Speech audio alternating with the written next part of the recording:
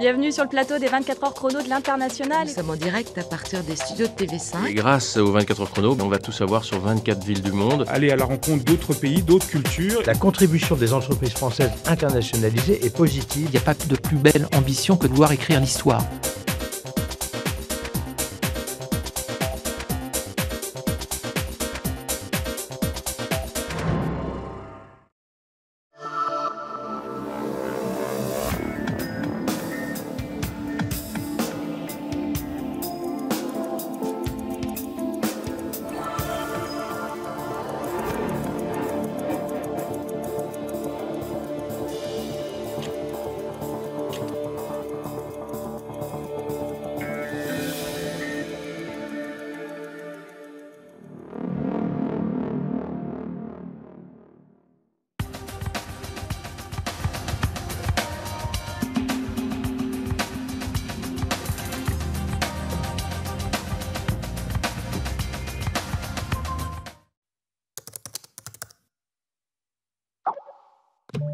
She's beautiful. So beautiful. We're calling her Laura. We think she looks like a Laura. Oh. She already has a full head of hair. And she's got my eyes. Luckily for her, everything else is pure Sarah. With free Skype-to-Skype video calls, you can be right there with them, wherever they are. Voilà, soyez les bienvenus, c'est parti pour 24 heures, Mondissimo, 24 heures chrono, regard multiple sur l'action économique d'entreprises françaises, d'entrepreneurs et d'entrepreneuses françaises partout dans le monde. Nous allons faire un état des lieux, répondre peut-être aux questions que vous vous posez. La formule a certes un peu évolué pour ces 24 heures, mais nous allons sans plus tarder lancer l'émission avec ce premier plateau. Nous recevons Henri Bazère, qui est président de cette opération. Bonjour, merci de nous accueillir. Et Marie-Christine Saragosse, ancienne directrice générale de TV5 et aujourd'hui, avec un rôle plus large encore, présidente de l'audiovisuel extérieur français, évidemment un outil, ce rayonnement, vous le savez, vous ne serez pas surpris que j'insiste sur ce point, auprès de l'expatriation. Alors, qu'est-ce qui a changé? Qu'est-ce que l'on maintient? Qu'est-ce que vous allez proposer pendant 24 heures, Henri Bazère? Alors, ce qu'on souhaite, c'est débusquer des réussites françaises sur les marchés étrangers, d'une part, d'essayer, en concertation avec les partenaires, on a choisi des villes, on a choisi des pays, et ce qu'on a voulu surtout, c'est d'essayer de découvrir des choses que les Français ne connaissaient pas. Par exemple, on a des émissions sur la Sibérie, Krasnoyarsk, où on s'aperçoit qu'il y a beaucoup de partenariats qui ont été faits avec la France. C'est la mode de s'expatrier en Russie actuellement. C'est la mode, peut-être pas en Sibérie. Non. Voilà. Sinon, on a également Montevideo en Uruguay. On connaît mal Montevideo. C'est un marché qui est intéressant, mais par contre, c'est vous très allez au-delà coûteux. des idées reçues. Il y a des secteurs. Voilà. C'est-à-dire qu'on essaye de les chasser. On essaye de chasser les idées reçues. Miami, par exemple, capitale du farniente et des retraités. Des retraités, oui. C'est pas le cas. Ou Genève. L'expatriation fiscale. Non, c'est pas le cas. En tout cas, c'est vraiment très marginal. Vous voyez, donc ça, c'est intéressant. Mais ou des villes parfois réputées pour une forme de violence ou d'insécurité. Voilà, vous nous direz également, tel n'est pas le cas. Mexico. On ne se fait pas attaquer à tous les coins de rue. Il y a une sécurité importante. Voilà. Ça, c'est très important de chasser ces idées reçues. Puis on s'aperçoit... Donc, on va aller dans 24 villes pour voilà. que vous montriez les opportunités, que vous changiez les idées un peu reçues, voilà. Comme celles qu'on évoquait à l'instant. Que des chefs d'entreprise puissent découvrir qu'il y a des marchés potentiels très importants. On s'aperçoit, par exemple, au Canada, à Toronto, que le luxe marche très fort. On y mange très, très bien. À San Francisco, on mange peut-être encore mieux qu'en France, selon certains. Alors, on va voir tout ça. Il y a évidemment un outil d'accompagnement formidable, c'est l'audiovisuel extérieur de la France, Marie-Christine Saragosse, un partenariat, je le disais, de plusieurs années de TV5 Monde. Aujourd'hui, peut-être d'autres outils. On peut penser à la radio, à RFI, à nos collègues amis de France 24. Tout ça concourt effectivement à ce que les entrepreneurs ne soient pas seuls et qu'il y ait une autre proposition éditoriale de la France dans le monde et de son rayonnement. Il me semble que l'économie et les entreprises françaises expatriées et les expatriés en général sont vraiment un des leviers du rayonnement de la France dans le monde, et qu'à ce titre, forcément, l'audiovisuel extérieur ne peut pas ne pas s'y intéresser de près. Je pense que c'est d'ailleurs un des axes qu'on doit développer dans le futur. Donc pour TV5 Monde, ça fait, donc, vous le rappeliez, 7 ans qu'on est partenaire de cette opération qui est très importante pour moi. Et j'espère bien qu'avec mes nouvelles fonctions, je vais apporter d'autres partenaires dans ce tour de table et que sur nos antennes, on aura plus de place pour nos entreprises à l'expatriation. En plus, on a des élus maintenant dans les 2 chambres. Les sénateurs toujours ont été très très sensibles à ces questions. Aujourd'hui, on a aujourd'hui aussi des députés. Je pense que vraiment, il faut faire de la place sur les antennes linéaires et non linéaires pour ces questions. Et d'autres partenaires, on disait donc TV5 Monde, peut-être la radio, RFI, oui, peut-être RFI, France 24. Mais vous savez, il y a, dans l'audiovisuel extérieur, il y a également une radio qui s'appelle Monte Carlo Doualiya, qui est une radio que la France a créée il y a 40 ans, qui est d'expression arabophone, qui est une radio laïque. Extrêmement stratégique à tout point de vue. Elle est dans tout le monde arabe. C'est une radio laïque. Et donc qui défend les valeurs universalistes françaises. Donc c'est très intéressant et je pense que c'est une autre façon aussi d'exprimer le même message et les mêmes valeurs. Donc ces entreprises et l'économie ont toute leur place sur ces médias que vous venez de citer. Complètement. Et j'ajoute toujours le non-linéaire parce que la grande révolution qu'on vit actuellement sur la mobilité, le grand boom des tablettes, mais aussi les réseaux sociaux, de plus en plus, ce sont des outils sur lesquels on doit forcément être présent et on doit toujours intégrer dans toute stratégie. Voilà, donc pour les entrepreneurs, pour les Français expatriés, regardez-nous naturellement et regardez toutes ces antennes que Marie-Christine Saragosse vient de citer. Nous vous accompagnons et vous dites un regard très, très attentif à ce fonctionnement. C'est toujours aussi attractif, le monde entier, même en période de crise, comme on le voit actuellement pour ces entreprises? Oui, tout à fait. On s'aperçoit qu'on trouve de nouveaux marchés. Je peux vous donner un exemple. Par exemple, Canton souhaite justement être le passage incontournable pour le green business, et bien à partir de ce mois-ci, ils investissent sur un média francophone, donc on va pour les activités économiques dans le domaine de l'environnement peut-être. Exactement. Dès le mois de janvier, tous les investisseurs français sont invités justement dans tout le domaine de l'environnement à investir en Chine, à Canton. Alors il y a 2 nouveautés pour cette année. La première, c'était avec TV5, on a fait un concours pendant le mois de décembre. Tous les vidéastes étaient invités à nous envoyer des images de leur ville. Donc on a sélectionné une 15aine de sujets qu'on verra entre les émissions. Et en clôture demain soir, on annoncera les 3 gagnants qui ont envoyé des amateurs, qui ont envoyé des films de leur ville tout à fait magnifiques. La deuxième nouveauté, c'est qu'on le verra aussi en clôture avec l'émission de Paris. C'est le lancement de Paris 21 le 21 mai, avec 8 langues. Cette Web TV incitera à la fois pour la langue française la promotion de l'exportation française et des marchés, et pour les 7 langues étrangères, la promotion de Paris à travers les étrangers pour qu'ils viennent séjourner, vivre, investir à Paris. Il y a de nouveaux acteurs dans le domaine de l'expatriation, ça incite davantage actuellement. Oui, tout à fait, dans l'interculturel, dans le coaching, on le verra à travers tout ça. Quelques chiffres pour finir. Les 24 heures chrono, c'est plus de 700 Français qui ont été contactés. 200 passent dans les émissions. Une centaine nous ont envoyé des vidéos. Et puis, très actif, ça vit, ça bouge quoi. Voilà, ça bouge. Et puis on a dans toutes les émissions des représentants des chambres de commerce françaises à l'étranger, du CIF, des ambassadeurs dans toutes les émissions ou des consuls.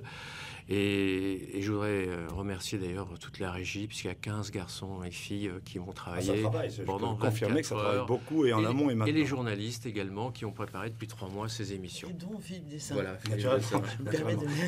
Alors justement, est-ce que ces journalistes sont assez attentifs à ce rôle on pourrait parler d'un soft power, d'une présence à l'extérieur, notamment dans le domaine culturel, dans tous les domaines d'activité, pas simplement économique au sens classique du terme. Ça, on retrouve ça dans vos programmes. Mais alors évidemment, la dimension culturelle, c'est un des signes distinctifs de la France et au-delà de la francophonie sur la scène internationale.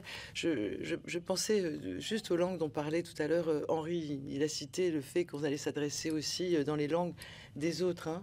Je note juste que ce sont toutes les langues, des langues de sous-titrage de TV5 Monde, à l'exception du chinois, je crois, les langues dont on a parlé. Le russe, le japonais, le chinois, le brésilien, l'espagnol. Donc TV5 les sous-titres dans toutes ces langues sauf en chinois, et RFI a des rédactions dans toutes ces langues. Donc il est clair que la dimension plurilingue, qui est aussi une des dimensions culturelle et que la France a toujours défendue, hein, qui est très importante, la capacité à s'intéresser aux autres dans leur propre langue. Et bien sûr que oui, la culture, Paris continue à être la ville qui fait rêver dans le monde. Il suffit de prononcer le mot de Paris, c'est comme voilà, c'est magique, c'est un sésame et tout s'ouvre. Donc bien sûr que c'est une des dimensions très fortes de programmation dans toutes les langues de nos chaînes, mais je pense que dans nos réflexions actuelles, pour la chaîne anglophone de France 24, il y a une volonté d'accentuer encore cette dimension culturelle comme signe distinctif par rapport à d'autres grandes chaînes en anglais.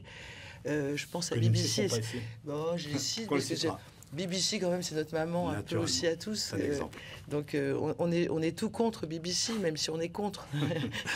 Voilà, donc beaucoup d'atouts. Voici pour ce premier cadrage. Alors, on va rencontrer d'autres acteurs dans les minutes qui viennent. Avant ça, comme on dit sur d'autres médias, une page de publicité.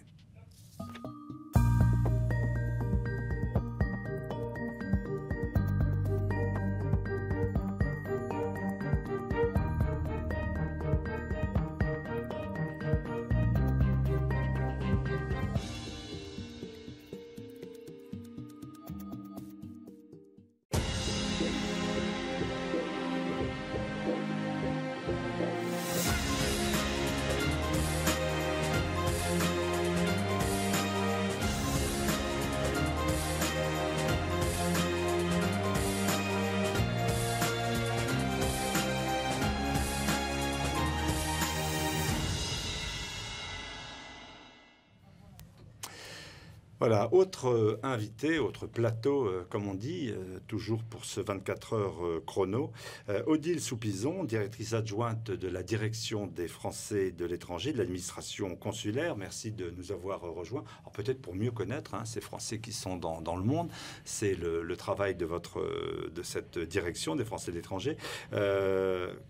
Combien sont-ils? Qui sont-ils? Où sont-ils?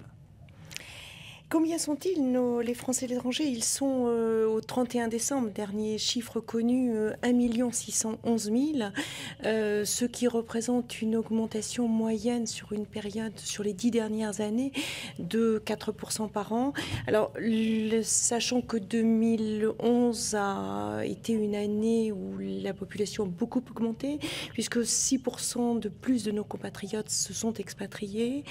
Et pour quelle raison ce développement? Ce développement, c'est essentiellement, cette expatriation est essentiellement pour des raisons professionnelles. Nous avons fait une enquête récemment sur un échantillon de 10 000 personnes et nous arrivons à la conclusion que 70% des motifs d'expatriation correspondent à un souhait de modifier un parcours professionnel, d'aller chercher d'autres horizons professionnels. Et cette population qui s'expatrie est une population pour l'essentiel jeune, masculine pour 50%, et le reste étant constitué de personnes entre 40 et 35-50 ans, partant en couple avec des enfants et allant de plus en plus vers des zones à forte croissance C'est-à-dire essentiellement, c'est quoi? C'est l'Asie, même si habituellement c'est une expatriation plutôt intra-européenne. Alors, nous avons 50% de nos Français, donc de nos compatriotes sur deux en Europe, qui sont en Europe.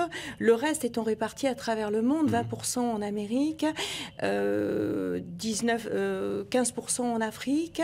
Mais la zone Asie, Océanie, est une zone en très forte expansion puisque nous avons maintenant 8% de nos compatriotes qui y sont. Cette population dans cette zone augmente considérablement.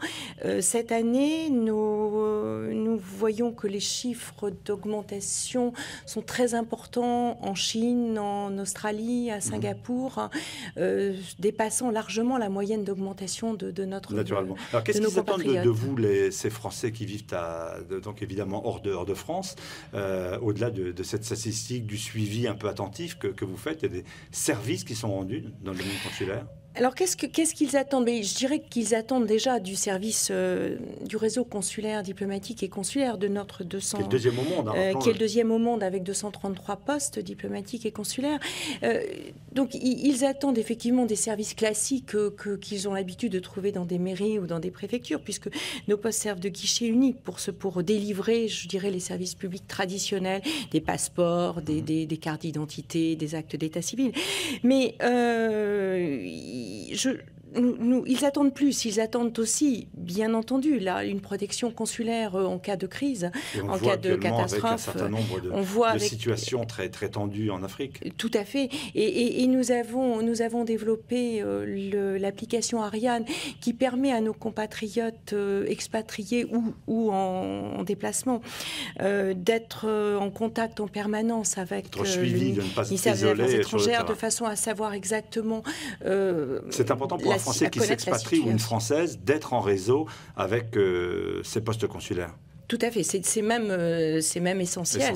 Et tous nos postes diplomatiques et consulaires connaissent leur communauté française à travers ce réseau, cette application Ariane et l'inscription de nos ressortissants au registre des Français et donc les plans de sécurité en tant que de besoin selon la situation géopolitique. Mais ce qu'ils attendent aussi, c'est que nous les accompagnions dans cette expatriation. Et je dirais que nous avons actuellement 2 axes sur lesquels nous développons nous cherchons à développer notre action. Le premier axe, c'est l'emploi. Nous avons déjà beaucoup d'actions à l'étranger pour aider nos compatriotes sur place à trouver un emploi, mais nous entendons aller plus loin en accompagnant et les entreprises françaises et nos compatriotes pour accompagner, pour permettre à nos compatriotes de jouer pleinement leur rôle dans la mondialisation. Et deuxième versant de cette politique, c'est l'accompagnement en matière de scolarité. Comme je vous le disais tout à l'heure, nous avons beaucoup de nos compatriotes qui partent avec des enfants. Donc ils entendent trouver aussi une structure scolaire qui permettent ensuite qui leur permettent ensuite de revenir, puisque un tiers de nos concitoyens nous indiquent vouloir revenir à l'issue de leur expatriation. Et une réflexion est en cours, une mission a été confiée par le ministre des Affaires étrangères à Madame Conoué-Mouret. Que nous recevrons ici. Alors, ce que je vais vous proposer, c'est précisément d'entendre l'une des responsables de ce système éducatif à Miami, Sophie Jamet. Merci d'être passée sur ce plateau. Merci. Bonjour Paris. Eh bien, écoutez, à Miami, comme dans le reste des États-Unis, les parents ont le choix d'inscrire leurs enfants soit dans des écoles privées, soit dans des écoles publiques, sachant qu'à Miami, il y a une caractéristique qui est très avantageuse pour les parents, c'est qu'il y a 4 écoles publiques qui dispensent un enseignement franco-américain. C'est-à-dire que les enfants vont suivre un programme à la fois bilingue et biculturel, dans lesquels sont enseignés les matières du programme américain et les matières du programme français. Donc ces enfants vont passer tous les examens qu'ils passeraient comme s'ils étaient scolarisés en France, jusqu'au brevet de collège, voire jusqu'au baccalauréat, aussi bien en section économique qu'en section scientifique. Le gros avantage de Miami par rapport aux autres villes des États-Unis, voire du monde, c'est que cet enseignement est donné dans des écoles publiques, et donc tout cela est sans aucun coût pour les parents, ce qui est bien sûr un énorme avantage. Alors comment est-ce que cela est possible? Tout simplement parce qu'il y a environ une vingtaine d'années, il y a eu un accord de partenariat qui a été signé entre la France et l'équivalent du rectorat de Miami-Dade, et donc qui a officialisé cet accord. Donc aujourd'hui, le financement de ce programme, qui est enseigné dans 4 écoles, 2 écoles primaires que sont Sunset Elementary et Coconut Grove Elementary, 2 collèges que sont Ish et Carver Middle School, et un lycée qui est également Ish. Donc, ce qui permet d'assurer la scolarité de la grande section de maternelle à la terminale, grâce à cet accord de coopération. Donc, les professeurs et tous les coûts liés à l'enseignement sont financés par le rectorat de Miami-Dade, puisqu'il s'agit d'écoles publiques américaines, mais aussi par le gouvernement français, également par une association dont j'ai la chance et l'honneur de m'occuper, qui est une association de parents qui s'appelle FIPA, et dont la mission est notamment de lever des fonds pour permettre au programme de conserver la qualité qu'il a depuis maintenant 20 ans. Voilà pour ce témoignage donc de Miami à propos de ce système éducatif. Peut-être réaction de Monique Cerisier-Benguiga, ancienne sénatrice. Et ancien professeur dans le réseau des écoles françaises à l'étranger. Alors justement, je dis un mot. Vous présidez l'Association des Français du Monde, plutôt classée à gauche habituellement, oui. pour aller vite. Cette demande, cette attente sur le système éducatif est évidemment essentielle, même si ce n'est pas directement la fonction de votre association, pour ces Français qui s'expatrient. Bien sûr, c'est très important, mais il faut bien avoir à l'esprit que le réseau scolaire de l'Agence pour l'enseignement français à l'étranger ne touche qu'un tiers des enfants français inscrits dans les consulats. Et notre association a soutenu et continue à soutenir tous les systèmes alternatifs, en particulier ce qu'on appelle les groupes FLAM, français langue maternelle, qui permettent à des enfants scolarisés dans leur pays d'accueil de renforcer leur français et d'avoir envie de parler français avec en général un seul parent français, l'autre parlant la langue du pays de résidence. Alors, il n'échappera à personne, en tout cas pas à vous, qu'il y a une alternance politique en France. Oui. Il y a un ministre en charge de ces Français de l'étranger. Qu'est-ce que ça va changer? Est-ce que vous avez, vous, des informations ou des souhaits formulés dans ce domaine? Mais écoutez, actuellement, on voit bien la ligne suivie. Changer le mode de représentation des Français à l'étranger, trouver un autre système de répartition des bourses scolaires, ce qui va évidemment demander des ajustements, parce que quand on remet à plat, on abandonne des équilibres anciens, et il faut en retrouver d'autres. L'ancien système était devenu trop compliqué, le nouveau système est peut-être un peu trop simple, on le complexifie. Il faut trouver un ajustement. Il faut trouver un ajustement. Et puis, il y a une grande réflexion qui va commencer sur l'enseignement français à l'étranger.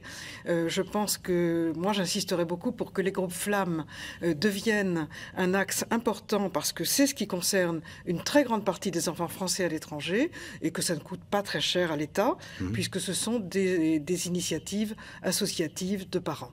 Alors, contexte international de crise, qu'est-ce que ça change et qu'est-ce que vous faites pour ces Français attirés par l'expatriation ou qui potentiellement pourraient l'être?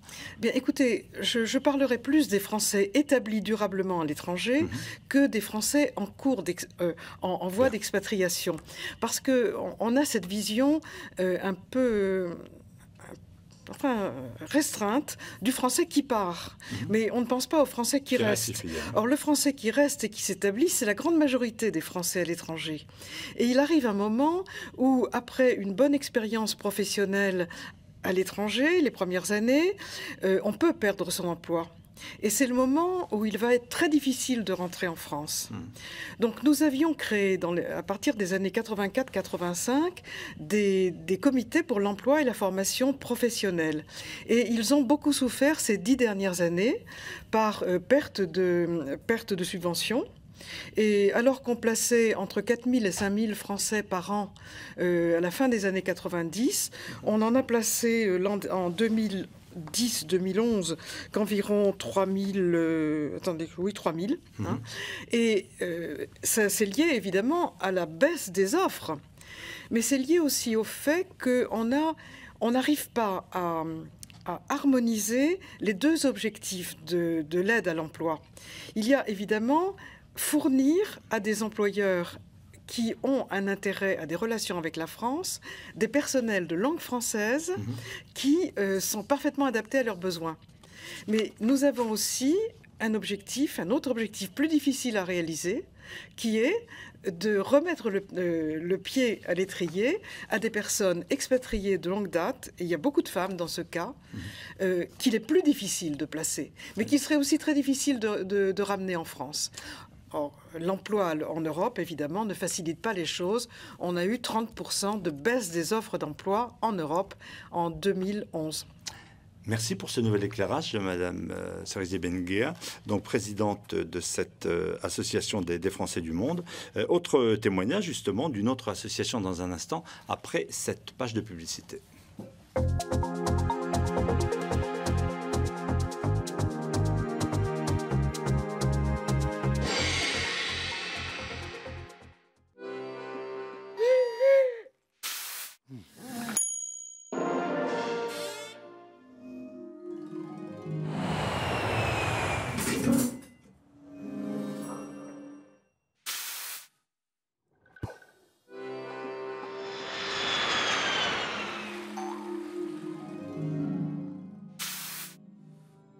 La CFE, votre sécurité sociale jusqu'au bout du monde.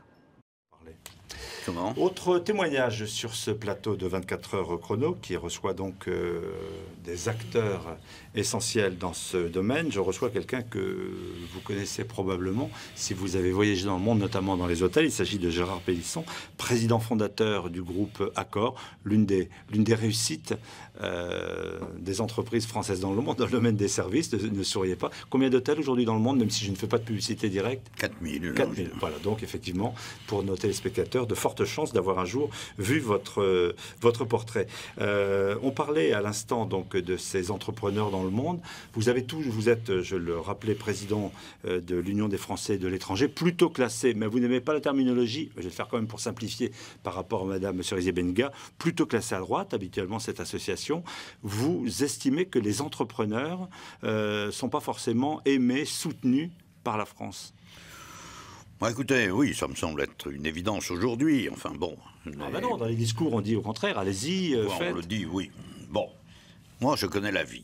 Je connais la vie, les combats quotidiens des entrepreneurs à l'étranger, leur implication, 24 heures sur 24, 7 jours sur 7, et au cœur d'une compétition internationale sans merci. Alors, leur vie n'est pas, contrairement à ce que beaucoup pensent, un long fleuve tranquille. Leur ambition n'est pas, à tort peut-être, la qualité de leur vie personnelle, mais leur ambition, c'est de réussir la mission qu'ils se sont fixée ou que leur entreprise se sont fixées. Ce sont des gens qui ont quitté la France, championnes du monde du temps libre, des RTT, de la protection, des avantages acquis. Oui, c'est ça. Bon, mais ils sont passionnés et ils servent la France. Alors, je sais que la France de les aider, parfois, et au rôle en particulier que jouent de plus en plus les ambassades, les consulats et les conseillers économiques, qui sont de plus en plus efficaces et je disais tout à l'heure, la France est le deuxième réseau mondial après les États-Unis. Certes, mais ce que je salue, c'est leur efficacité grandissante. On le fait avec vous. Alors, il est clair que la France n'aime pas particulièrement ses entrepreneurs, et en particulier ceux qui réussissent. Je pense que l'image que l'on donne de la France publiquement sur ces entreprises est dommageable. Et c'est dommage. C'est votre analyse. Si les responsables politiques étaient sur ce plateau à ma place, ils vous diraient qu'au contraire, aujourd'hui, les mentalités ont changé. Poser la question... Mais je suis pas ici pour débattre avec vous. Bien. Non, il est clair que l'on stigmatise, à tort ou à raison, j'en sais rien, mais on stigmatise des entreprises qui vivent effectivement dans un monde qui n'est pas le monde hyper protégé de la France. Alors, est-ce que les Français s'expatrient suffisamment ? Parfois, ça fait partie des regrets que vous avez formulés, peut-être d'être trop sur le marché intérieur. Écoutez, je connais la vie des PME. Moi, j'étais une PME à l'origine, et aujourd'hui, effectivement, une grande entreprise. Donc, effectivement, la France, les Français qui vivent dans un cocon, on est champion du monde, comme je l'ai dit, dans un certain nombre de domaines. Les Français ont une certaine difficulté à s'expatrier. Mais ils s'expatrient de plus en plus, que ce soit les PME, les grandes entreprises. Ça vous fait plaisir. Non seulement c'est bien, mais c'est indispensable pour le rayonnement de la France et même pour son économie, si vous voulez. Alors, moi, ce que je souhaite, c'est qu'on donne une image de nos entreprises entrepreneurs meilleures au niveau de l'État que celle que l'on donne à l'heure actuelle. Et puis, je serais gré également à l'État de ne pas fragiliser nos entreprises sur le sol national, parce que ce sont les bases arrières, que ce soit pour les PME ou que ce soit pour les grandes entreprises, de notre développement international. Et c'est à ce prix-là que la France tiendra son rang dans le monde. Ce qui est la chose qui a été quand même le grand objectif de ma vie. Voilà, alors on vient de vous entendre. Écoutez, je poserai la question à Mme Conway, donc ministre des Français établis hors de France, sur cette attente qu'est la vôtre. Je ne manquerai pas de le faire, puisqu'elle nous rejoindra dans un autre moment de l'émission. Est-ce que je peux dire un mot sur l'Union des Français de l'étranger, que je préside depuis 15 ans, qui est la plus ancienne et la plus importante association reconnue d'utilité publique, comme d'ailleurs nos collègues de la DFE, et dont notre rôle essentiel est d'apporter une assistance quotidienne à ces Français qui ont des difficultés à vivre leur expatriation. Et ça, c'est notre rôle essentiel, et en ce qui nous concerne, en dehors de considérations d'ordre politique. J'ai bien noté.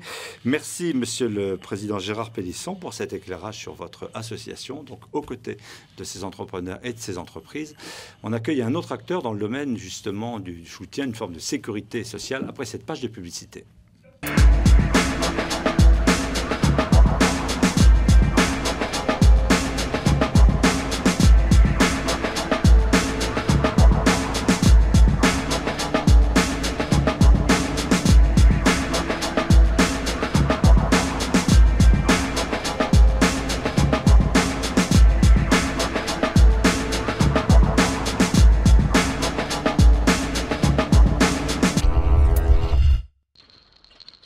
Ne confiez pas l'encaissement de vos impayés à n'importe qui.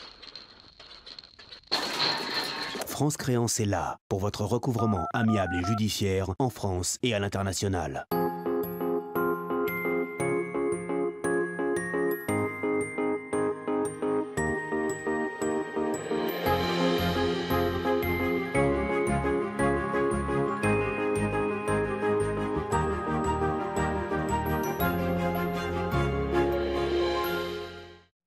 Votre invité sur ce plateau de 24 heures chrono international, nous allons bien sûr découvrir des entreprises, des villes qui sont autant d'opportunités à travers le monde.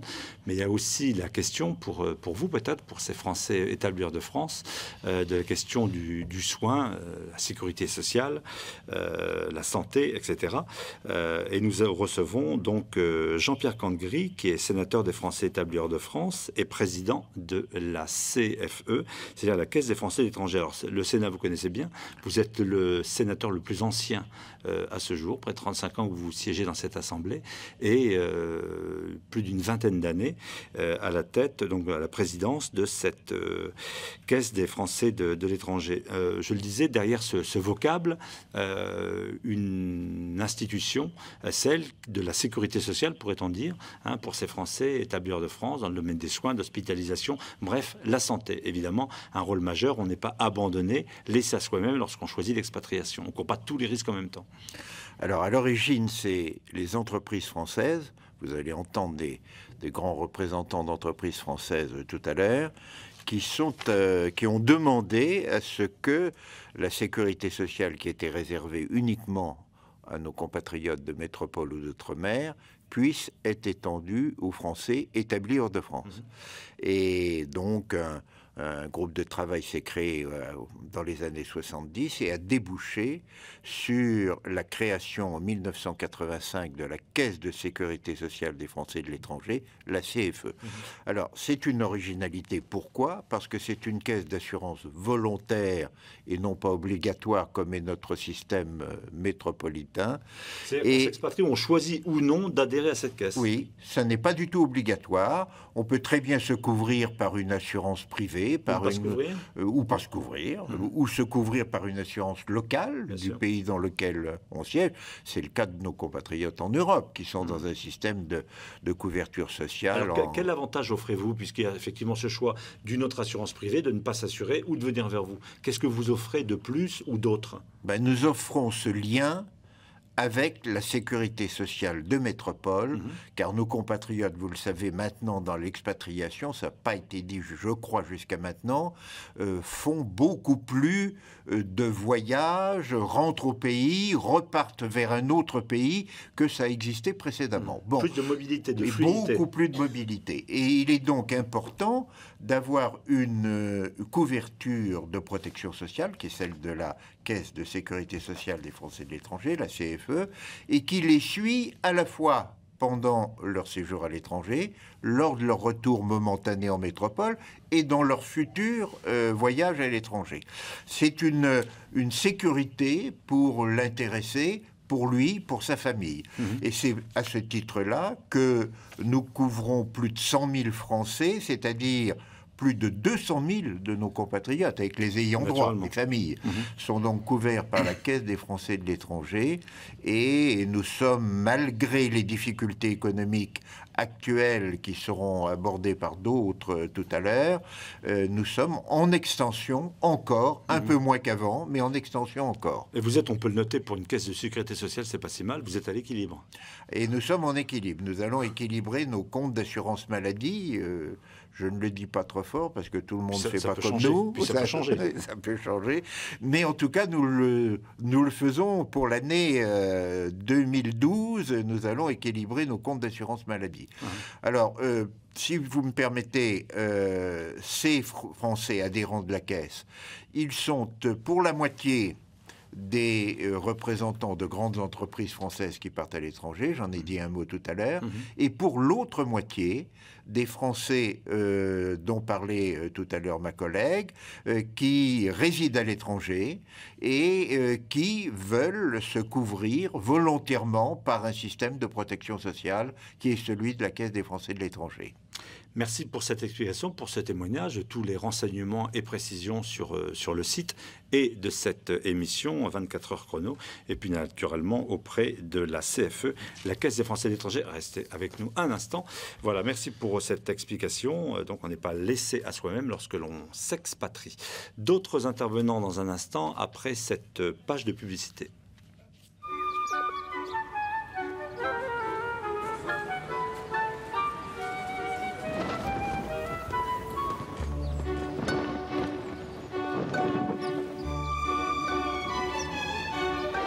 Découvrez un monde d'opportunités avec HSBC, votre banque partout dans le monde.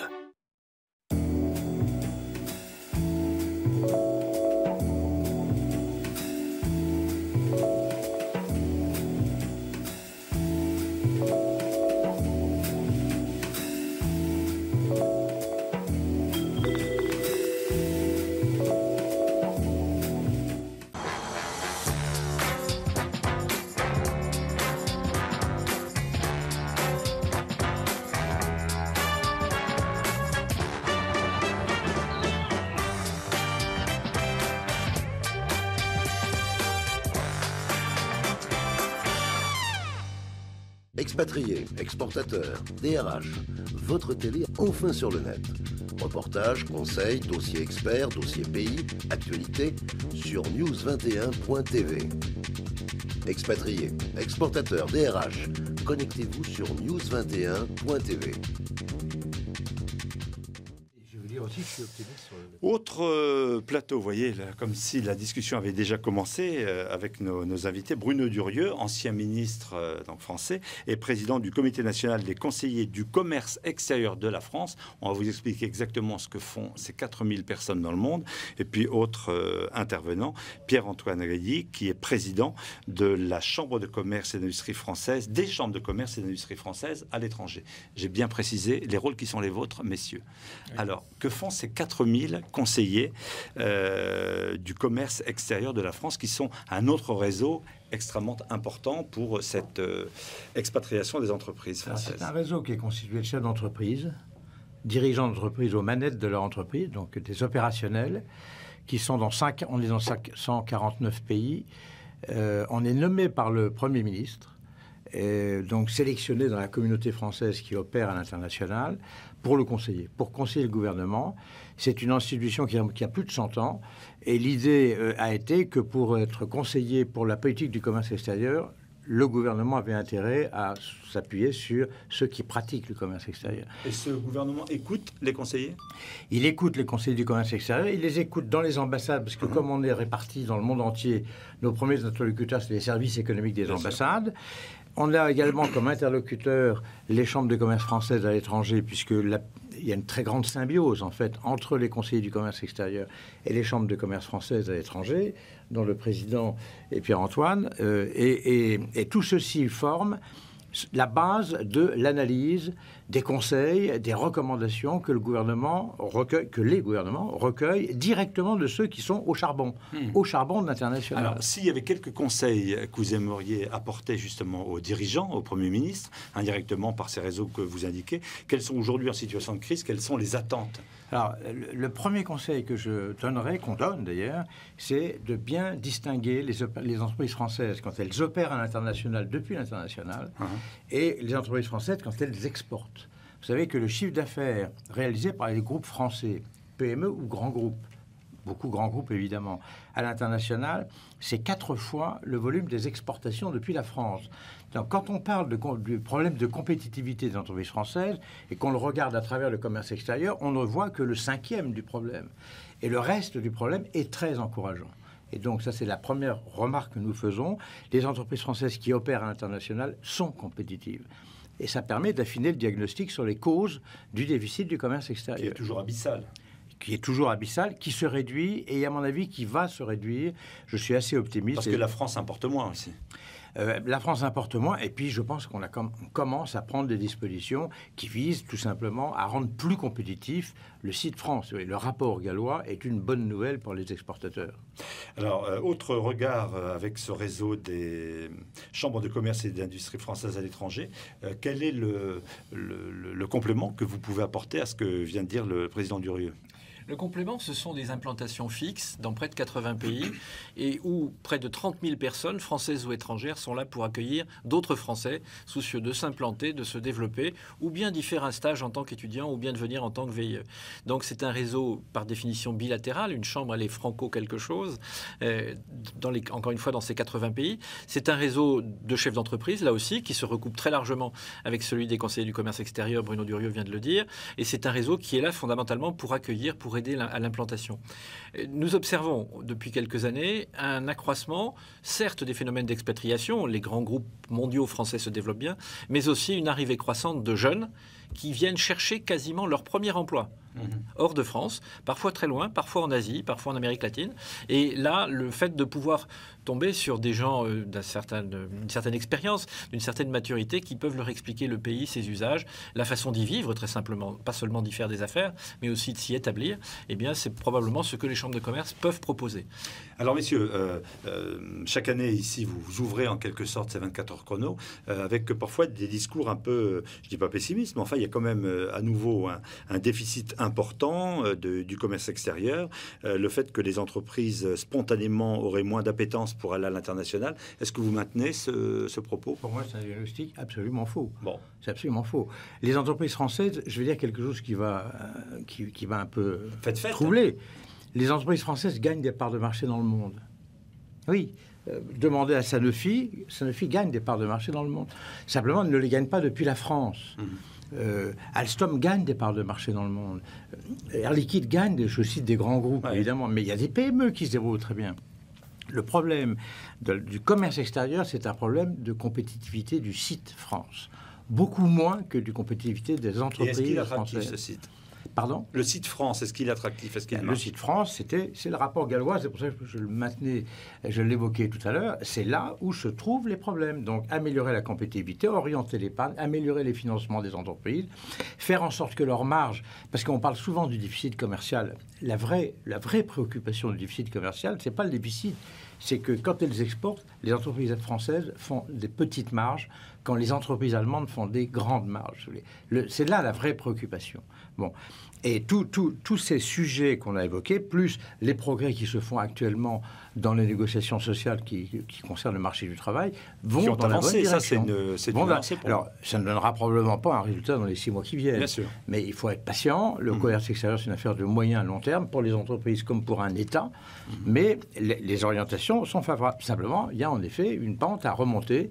Il me semble qu'avec le rapport gallois d'un côté, les négociations qui s'engagent en ce moment, on est dans la bonne direction. Alors Pierre-Antoine Gallier, on parle depuis le début de cette émission de différents réseaux, que ce soit le réseau consulaire, celui des chambres de commerce. Est-ce que ces réseaux qui sont importants, qui requièrent beaucoup de moyens, beaucoup de personnes, est-ce qu'ils sont coordonnés? Est-ce qu'ils marchent? Est-ce qu'ils accompagnent? Ou est-ce qu'au fond, ce ne sont pas les entreprises et au fond l'intérêt de leur marché, de la niche, etc., qui fait la différence? Qu'est-ce que vous apportez en plus? Qu'est-ce que nous apportons en plus au niveau des chambres de commerce? C'est notre articulation avec les chambres de commerce, cette fois-ci en France.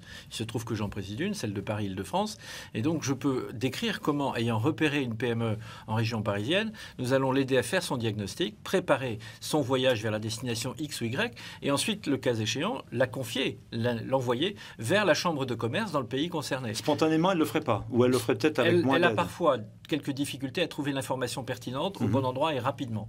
J'ajouterais que lorsque nous formons près de 30 000 jeunes maintenant au sein de la Chambre de commerce, dont plus de la moitié passent un trimestre ou plus à l'étranger pendant leurs études, nous préparons là aussi des jeunes qui pourront servir des entreprises parce qu'ils seront plus ou moins bilingues, trilingues, etc., qu'ils auront vécu une alternance à l'étranger, comme c'est le cas dans certaines de nos écoles, pendant 1 an, voire plus.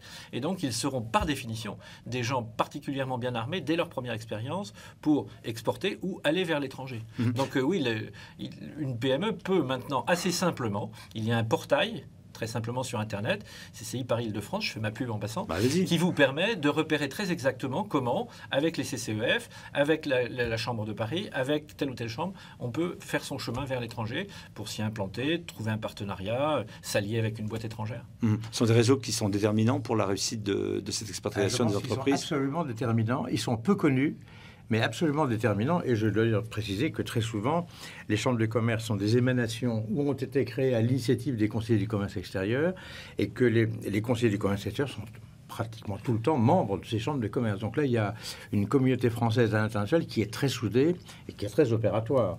Je pourrais citer plein d'exemples. Donc dans un pays, en effet, ce que disait Pierre-Antoine Gallier est très important. Il y a, parce que le réseau des conseillers est comme celui des chambres de commerce, présent en France et à l'international. Et cet aspect global, mondial du réseau doit être exploité. C'est ce que vient de rappeler le président Gallier, c'est-à-dire qu'une PME en France doit pouvoir trouver un relais auprès de la Chambre de commerce ou auprès de la section. Souvent, nous faisons du parrainage, nous conseillons pas seulement les pouvoirs publics, on conseille aussi les entreprises, les PME, et on leur donne des conseils de patrons engagés dans l'international, donc un conseil opérationnel. Et ceci fonctionne en étroite collaboration avec les chambres de commerce et UbiFrance. Une précision qui est importante en ces périodes de disette en matière d'argent public, les chambres françaises à l'étranger sont des organismes de droit privé qui ne consomment pas d'argent public.